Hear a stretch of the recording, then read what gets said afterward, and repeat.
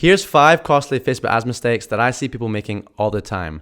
They can be easily avoided, and not knowing these could cost you thousands in wasted ad spend. Plus, it's not just beginners making these mistakes, so no matter how much experience you have with Facebook ads, make sure you stick around for the rest of this video. The first mistake is turning ads off too soon. This is probably the most common mistake I see when I'm coaching beginners with Facebook ads.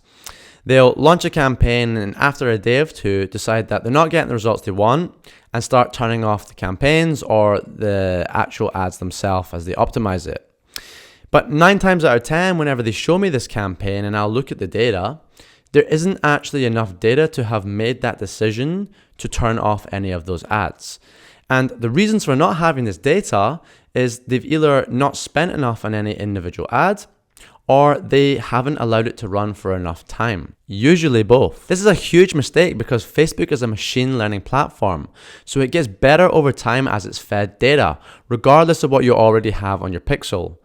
But also from a consumer behavior perspective, Facebook is a disruption marketing platform. So unlike Google where there's a high intent, so when someone served the ad, they'll click on it and go and purchase there and then. People on Google or on Facebook are generally going to be served the ad multiple times when they're busy, and when they finally see it at a convenient time, then they're going to go and click on it and make the purchase. If you're turning your ads off too soon, you're not giving Facebook enough data to start to take off, and you're not giving the consumers enough time to actually have a convenient moment to purchase. As a general guide, I suggest you run your creative tests for at least a week before making any decisions. And if they're not getting purchases on individual ads, give them at least 3 to 5x your target CPA in spend before you decide to turn those off. Number 2 is not doing competitor research. Don't waste time and money trying to reinvent the wheel. Go and take inspiration from your competitors. If your competition has already figured out what messaging angles and creative formats do well for your target market, then you want to go look at their stuff and take inspiration from that. Look at these 3 thumbnails as an example. It's the exact same thing. You can see they all have a very similar format and they're all making a video around the same topic. Why? Well, someone has obviously made a video around this topic. It's been a proven concept, so everyone's taken inspiration from it. And then someone's used this thumbnail style and people have seen that also they're getting better success with it. So people have all gone and used that as inspiration. And you can do the exact same thing with Facebook ads. I actually have a video that shows you what to do, how to do your competitor research, and how to take inspiration from their ads. So if you've never done that before, go into the description, open that video in a new tab. I'm going to link it in this video description and watch it immediately after this video. Mistake number 3, and this one might be surprising, it is testing too much creative. Experts will tell you need to test everything and advise you to test more. Now, whilst this is generally true, too much creative testing can actually be a bad thing and usually goes hand in hand with testing inefficiently, i.e. spreading your creative tests across multiple low-budget ad sets or campaigns. For example, let's say I'm testing 6 videos in a week. 3 videos are, raw content, not very much editing. And then each one of those has a variation where we've highly edited it, produced it, and made it look great, editing, music, all that kind of stuff. If I were to run those 6 videos in a week and get the results back, and I saw that, hang on, all 3 of the videos that were underproduced have absolutely killed it, I've just learned that underproduced videos are something that really kills it. That is a learning, okay?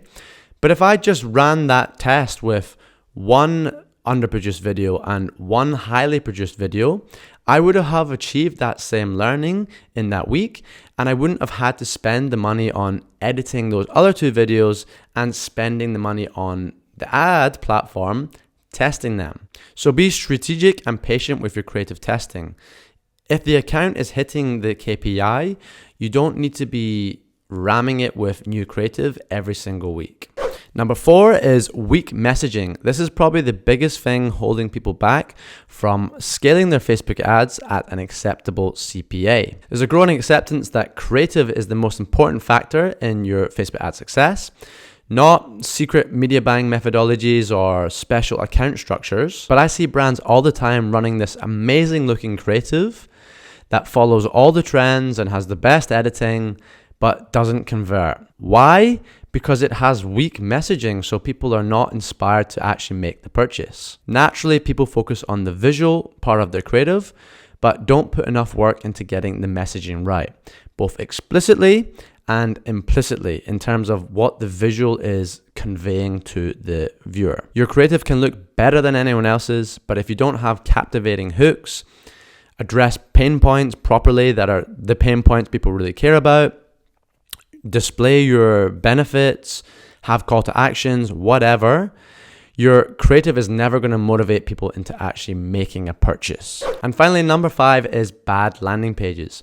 Landing pages are probably the most overlooked part of Facebook ads and a huge opportunity, especially if you're stagnating on the ad side as you try to scale. Improve the conversion rate of your website and you're going to instantly improve the CPA on your ads. Plus, you're missing a huge opportunity if you're just sending traffic to the product page of your website and not working on creating and testing different sales landing pages that you can test out different things on. Either way, if you're sending traffic to a product page or you're making custom sales landing pages, you need to make sure they're designed mobile first, include credibility, have a good headline, have a good offer, have testimonials, good product imagery, all these things, okay? So I'm not gonna go into CRO here, it's way too big and not something I focus on, but definitely start looking into CRO for your brand and try and improve your conversion rate. That's all 5, guys. So if you're guilty of any of these, go in and fix them.